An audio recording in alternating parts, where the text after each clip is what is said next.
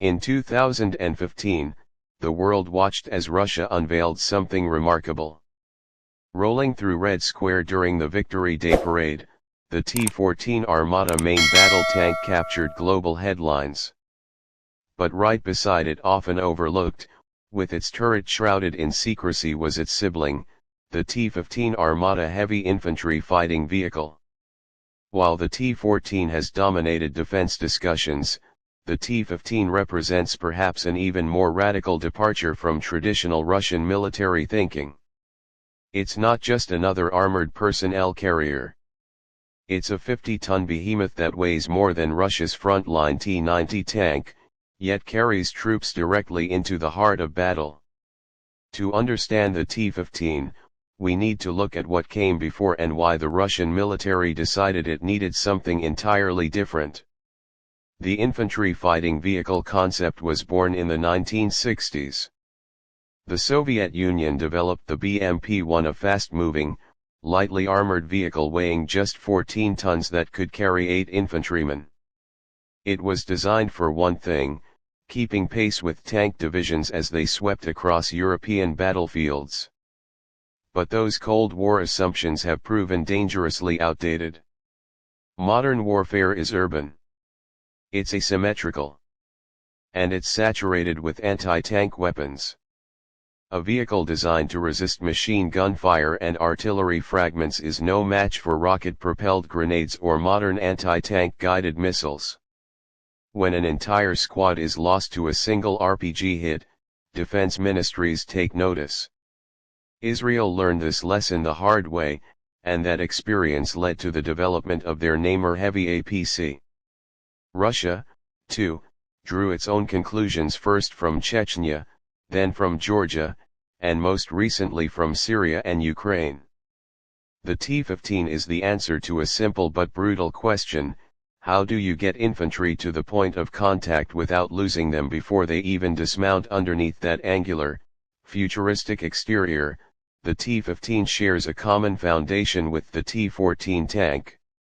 This is the Armata Universal Combat Platform, a tracked, modular chassis that serves as the backbone for an entire family of armored vehicles. This means the T-15 inherits some extraordinary capabilities from its tank cousin.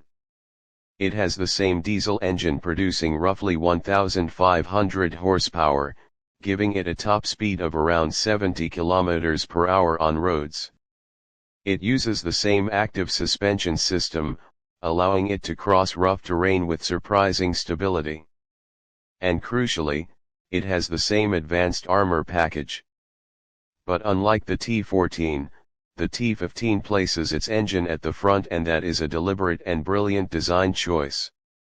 By moving the engine forward, the crew and passenger compartment sit further back, protected by a massive block of steel and composite armor. In a traditional BMP, an anti-tank round hitting the front door kills everyone inside. In the T-15, that frontal impact has to get through the engine block first. It's a simple but effective piece of protection that has saved countless lives in other vehicle designs. The T-15 also incorporates the Afghanit active protection system. This is not passive armor that just sits there. Afghanit uses radar to detect incoming projectiles, whether they're rocket-propelled grenades, anti-tank missiles, or even kinetic penetrators, and then fires interceptor munitions to destroy them before they hit. It can engage multiple threats simultaneously and even has countermeasures to disrupt the guidance systems of wire-guided and laser-guided missiles. In the chaos of urban combat, where threats can come from any direction, Afghanit gives the T-15 a significant survival advantage. Now let's talk about the turret. On early variants, the T-15 carried the epic remote-controlled turret unmanned, meaning no crew members are exposed to enemy fire. It mounts a 30mm cannon capable of firing both conventional rounds and air-burst fragmentation ammunition, ideal against infantry in trenches or behind walls. It also carries 4 Kornet anti-tank guided missiles, which can destroy any main battle tank in service today. and it has a coaxial 7.62 mm machine gun for suppression. But newer prototypes have shown something even more interesting. The T-15 is now being fitted with the same turret as the T-14 tank, a 57 mm cannon. This is a significant upgrade. The 57 mm round offers greater range, superior armor penetration, and a much more powerful high explosive effect. Against fortifications or lightly armored vehicles, it's devastating. And the rate of fire is impressive enough to engage drones and helicopters at low altitude. Inside the vehicle, the T-15 accommodates a crew of 3: a driver, commander, and gunner, plus 8 fully equipped infantrymen in the rear compartment. Those troops sit facing each other in shock-absorbing seats, with their weapons stored in ready racks. In an emergency, they can exit through rear doors or a roof hatch. Importantly, the troop compartment is equipped with an NBC overpressure system, protecting the soldiers against nuclear, biological, or chemical threats. But perhaps the most underappreciated aspect of the T-15 is its integration into modern network-centric warfare. It is packed with digital communications, battlefield management systems, and advanced sensors. The commander has a panoramic sight that can scan the entire battlefield in high definition, day or night. That information is shared in real time with other vehicles, artillery, drones, and command posts. The T-15 doesn't fight alone. It fights as a node in a web of intelligence. So where does the T-15 fit in Russian military doctrine? Traditionally, Russian mechanized units were built around tanks and BMPs.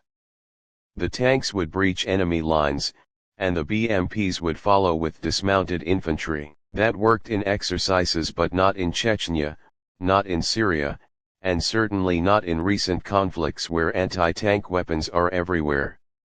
The T-15 changes that equation. Now, a heavy breakthrough formation can advance with armor protection that rivals or exceeds that of main battle tanks. The infantry can stay mounted until they are literally on top of the objective, then dismount and clear positions, while the T-15 provides direct fire support from close range. Some defense analysts have compared the T-15 to the Israeli Namer or the American Bradley. But those vehicles are fundamentally different. The Namer is a pure APC, it carries troops but has minimal firepower. The Bradley is lighter and carries less armor. The T-15 is a fusion of both, heavy armor, heavy firepower, and heavy troop capacity all in one package. In many ways, it's closer to a modern reimagining of the German Panzergrenadier concept from World War II, infantry fighting alongside tanks, with enough armor to survive the punch. However, the T-15 is not without its critics. Some point out that at 55 tons, the T-15 is difficult to airlift and may struggle with bridges and soft terrain that lighter vehicles handle easily. Others argue that the crew, particularly the driver, has limited visibility due to the front engine layout, despite advanced cameras. And the question of cost looms large. Russia's defense budget has faced severe constraints, and the Armata platform has yet to enter mass production. Some reports suggest that fewer than 100 T-15s have been built, and fielding them in large numbers remains a distant prospect. There is also the practical reality of war. In Ukraine, Russian forces have used older, more numerous BMPs and MTLBs, while T-14s have been seen sporadically almost as propaganda pieces. The T-15 has been even more elusive. It may be that the Russian military is still working out doctrinal and logistical kinks before committing to large-scale deployment. Or it may be that the T-15, for all its technical brilliance, is simply too expensive and too complex to field in the numbers that a modern war demands. Despite these challenges, the T-15 represents a philosophical shift worth understanding. Russia has traditionally favored quantity over quality, mass-produced, expendable vehicles that can be rapidly replaced. The T-15 flips that logic. It prioritizes crew and soldier survival to an almost Western degree. It assumes that future wars will be high-intensity, urban, and brutal, and that preserving experienced infantry and vehicle crews is worth the price of a heavier, more sophisticated platform. Looking ahead, the T-15 Armata is likely to influence future armored vehicle design well beyond Russia.